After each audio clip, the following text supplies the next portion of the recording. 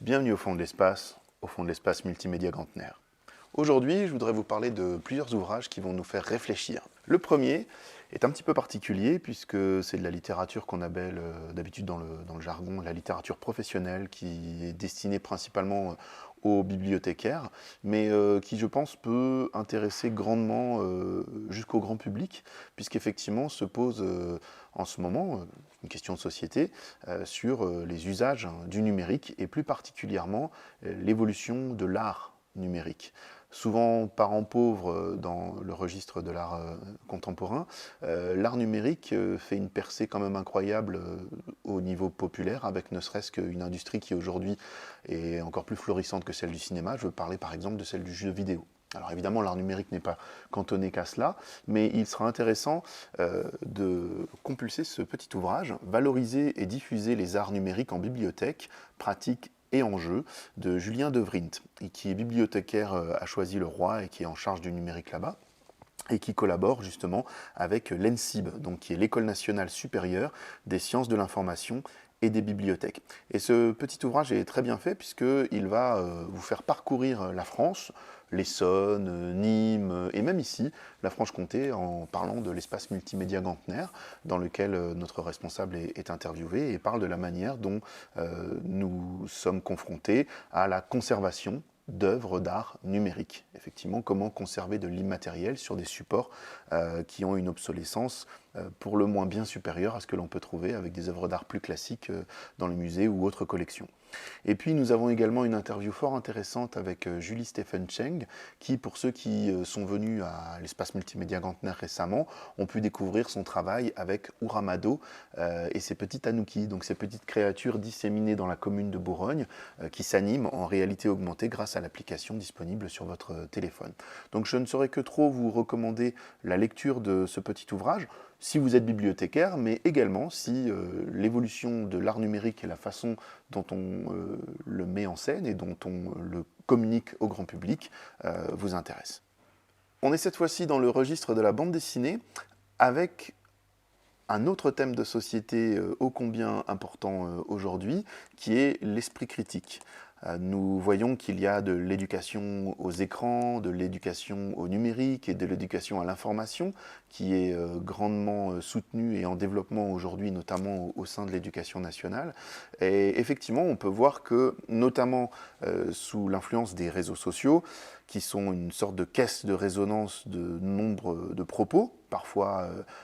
étant franchement limite avec la loi ou même l'enfreignant carrément, on est face à une société où le débat, la discussion eh bien, sont de plus en plus polarisés. Et l'intérêt de cette bande dessinée, c'est justement de nous amener à nous repositionner par rapport à la manière dont nous communiquons les uns avec les autres et dont nous recevons les informations et à la manière de les comprendre. Parce qu'effectivement, aujourd'hui, malheureusement, le débat se résume souvent à vouloir imposer son avis et détruire complètement celui de l'autre. Et ça fait du bien de pouvoir se recentrer sur la manière dont notre esprit fonctionne et dont, par exemple, la méthode scientifique fonctionne également. Donc on a Isabelle Botian, qui est scénariste de BD, qui est également comédienne et romancière au scénar, et puis Gali, qui est chargée des illustrations. Alors Gali qui s'est fait connaître notamment pour son blog de bande dessinée sur son surpoids et la manière dont elle le vivait, dont la société lui renvoyait. Donc c'est tout à fait intéressant comme ouvrage, je vous le recommande chaudement, parce que ça fait du bien de réfléchir en cette période un petit peu troublée et saturée d'informations, avec effectivement très souvent des points de vue extrêmement partisans et tranchés. Donc apporter de la nuance dans les débats, je pense que c'est vital et très important, et c'est ce qu'a réussi à faire cette bande dessinée de manière tout à fait efficace. Nous voici en présence de l'incroyable histoire de l'immortalité.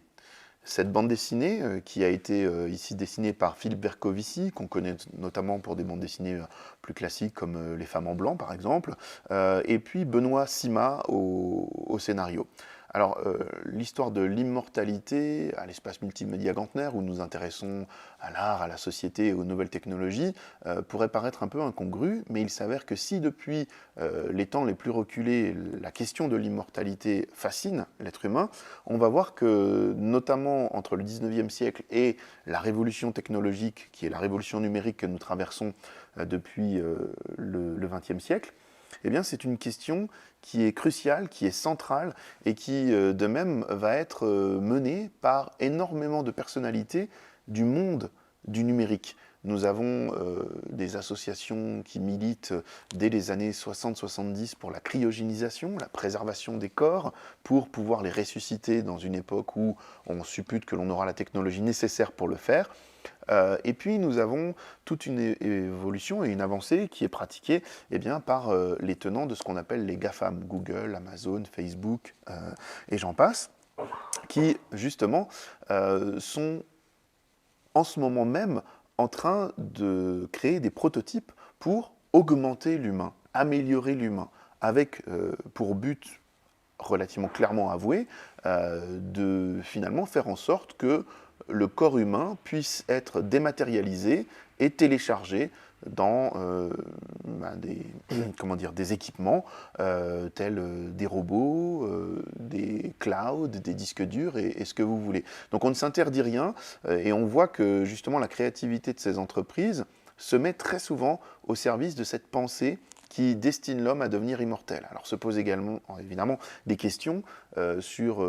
l'égalité de l'accessibilité à l'immortalité, la volonté aussi d'une certaine frange de la population à accéder à cette immortalité et puis d'une autre part de la population à laisser faire la nature. Bref, ça pose énormément de questions philosophiques, de débats de société, et on voit qu'en filigrane, les gens qui viennent de la Silicon Valley sont extrêmement investis dans ce genre de questionnement qui confine à la philosophie, mais aussi parfois tout simplement à la croyance. Donc très curieux de voir comment tout cela va évoluer dans l'avenir sur un ouvrage extrêmement bien rédigé et clair.